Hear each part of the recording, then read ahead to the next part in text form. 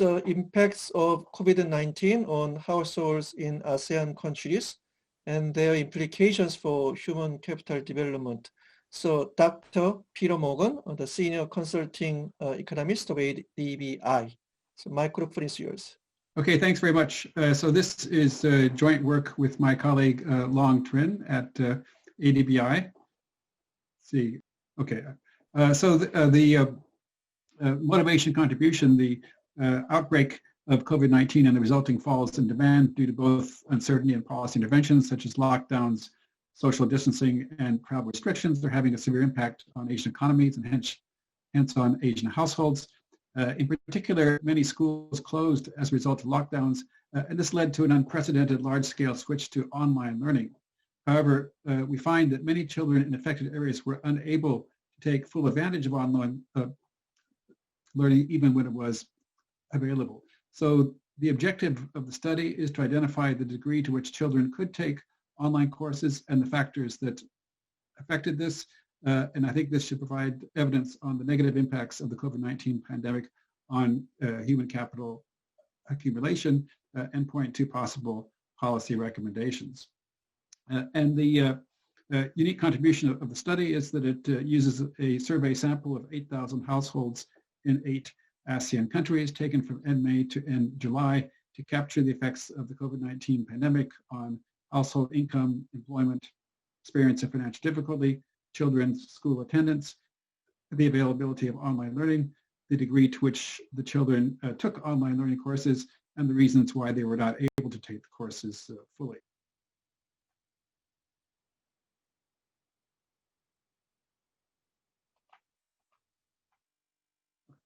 So this just gives the timeline and a number of cases and deaths in the individual countries covered, which were Cambodia, Indonesia, Laos, Myanmar, Malaysia, Philippines, Thailand, and Vietnam. And you can see that the impacts were quite diverse. You had a very large number of cases in Indonesia and the Philippines, and generally much smaller ones in other countries.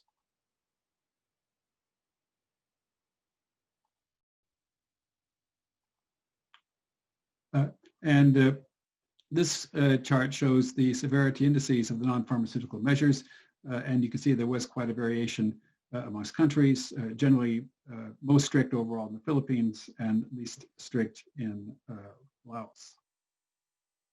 And just to describe the survey, as I mentioned, 8 countries implemented in May to in July.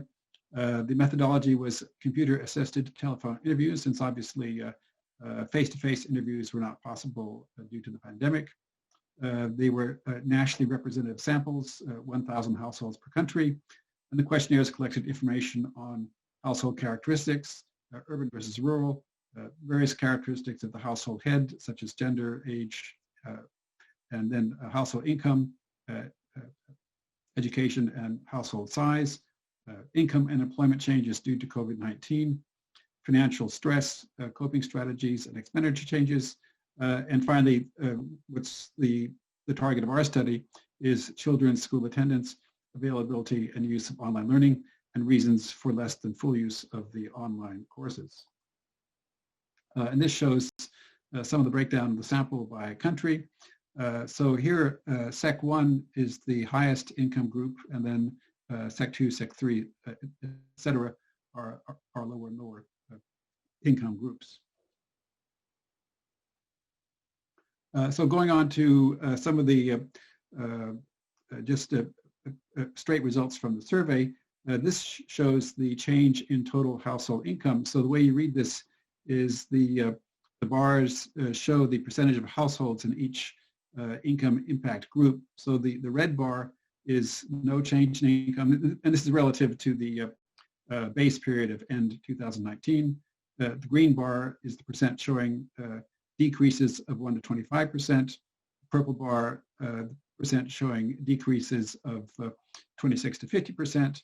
The blue bar from 51 to 75%, and the orange bar above 75% decline. So that overall, roughly 3/4 of households in the survey showed income declines, and the biggest group was showing declines in the range of 26 to 50%. And of course, there's a significant variation by country, but you can see that the income declines were widespread. And this next chart shows the breakdown by source of income. So we have income from agricultural fishery, household, business, or self-employed, wages and salaries, and income from remittances. And you can see that generally the income from household and business self-employed showed the biggest declines, whereas the other sources of income were somewhat more stable. And this next chart shows the job losses and or reductions in working hours.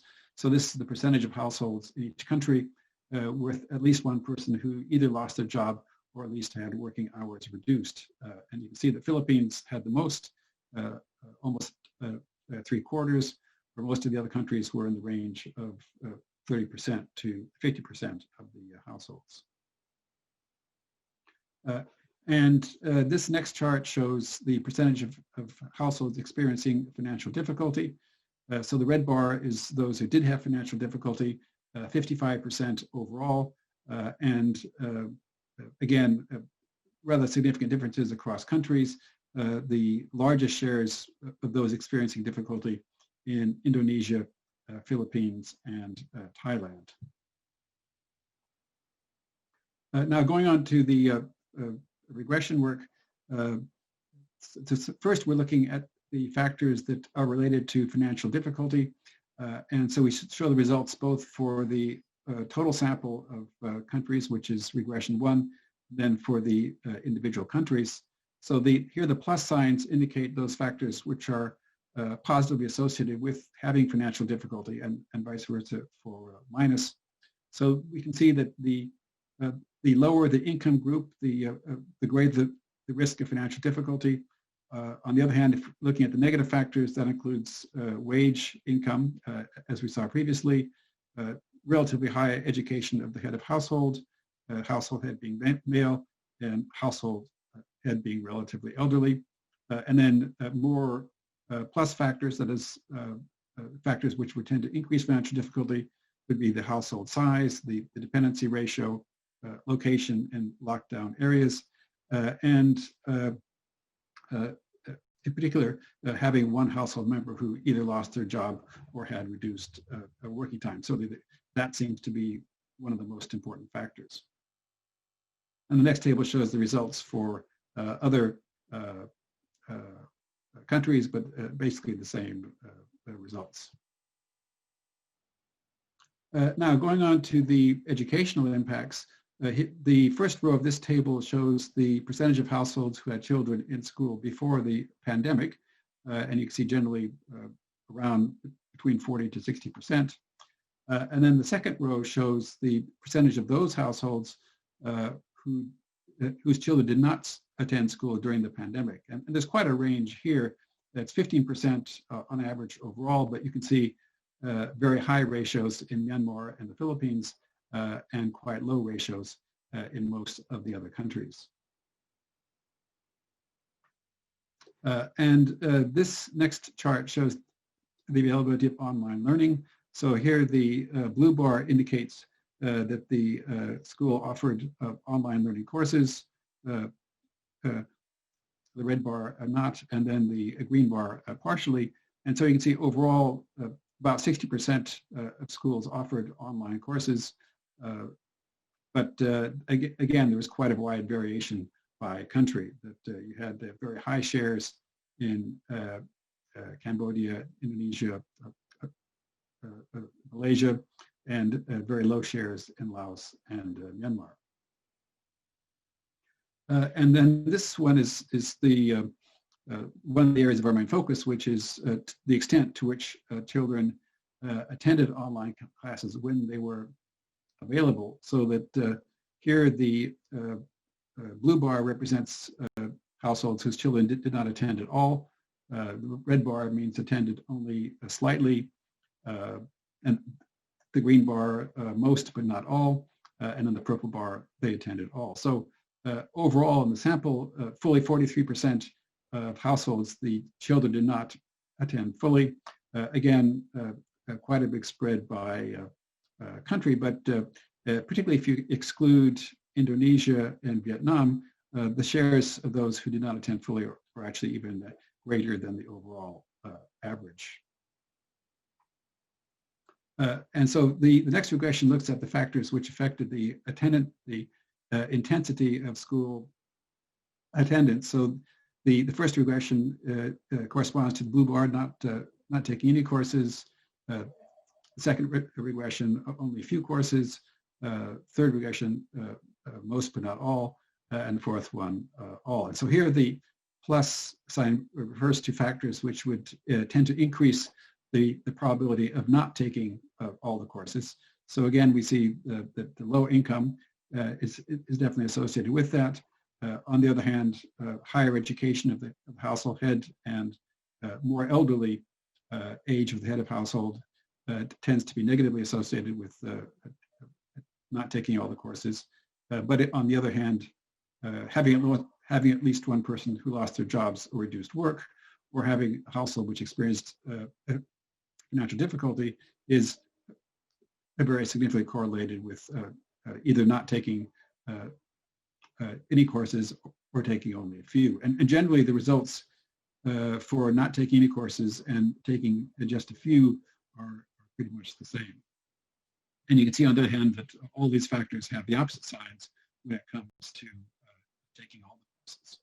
So I think find that low income and having significant negative impacts in terms of losing work and experiencing financial difficulty are quite important factors affecting the intensity of attending school.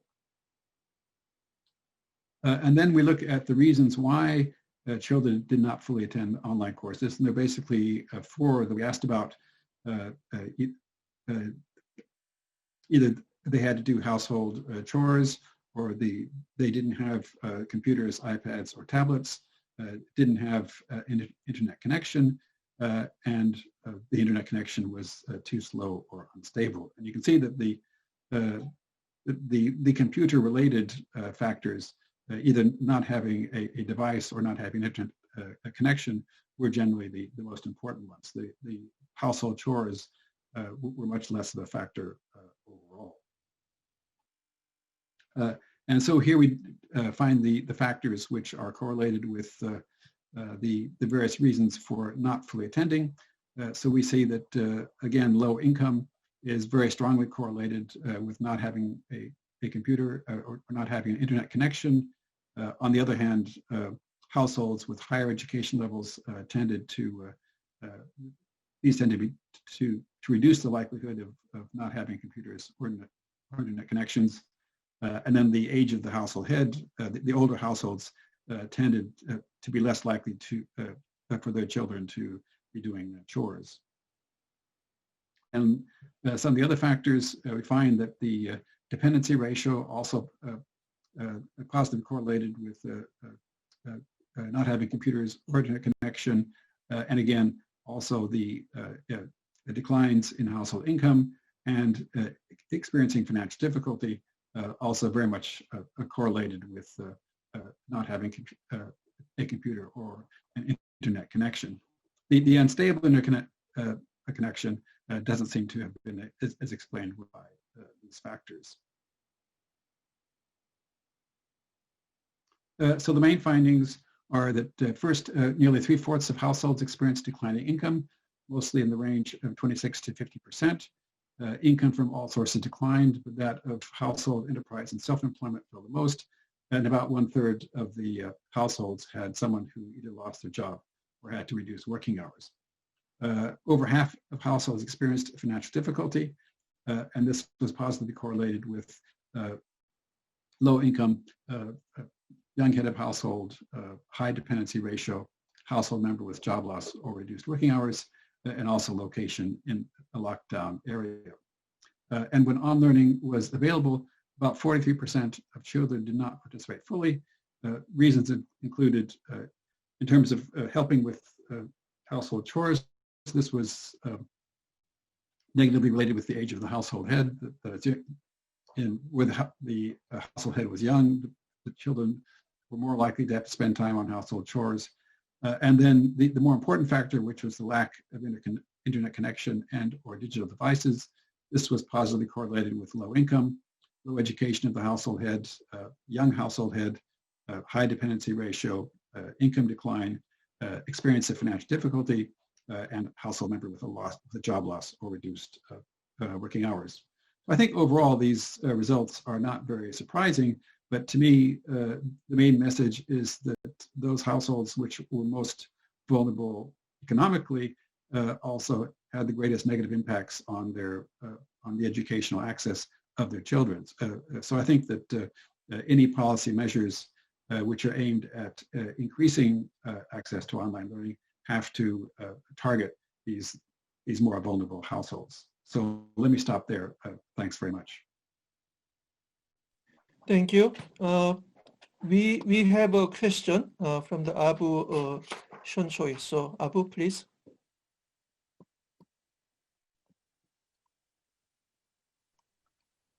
Thank you very much, Peter, for a fantastic presentation. So I wanted to ask you about these government measures, because all these countries that you are comparing, they have different measures that they have introduced. How you control that in your regression or in your analysis? Because I know that like COVID-related responses for different governments are different. So I would like to know how that has been addressed in your regression framework. Thank you. Yes, we did not control for those in the regressions. We did have one measure, which was whether people applied for economic aid, and that certainly there was significant variation in that, and that had impacts on the degree of income losses. But we were focusing, we were looking primarily at the connection between the impacts on income and employment and their knock-on effects to education. So I think that presumably the government measures would have had impacts on income, but we were focused primarily on given the income effects, what was the effect of that on education? Thank you. Okay, Peter, you have another question in the chatting room. So Darendra Wadana has a question. So let me read it. Why didn't you take into account the benefits of a social protection? For instance, internet quota subsidy for students or cash transfers? We did not have data on that in the survey. We did have information on whether people applied for government aid, but again, that would mainly have affected the income measures, and so I think that they would be captured in the extent of the income decline. Okay, thank you, Dr. Peter Morgan.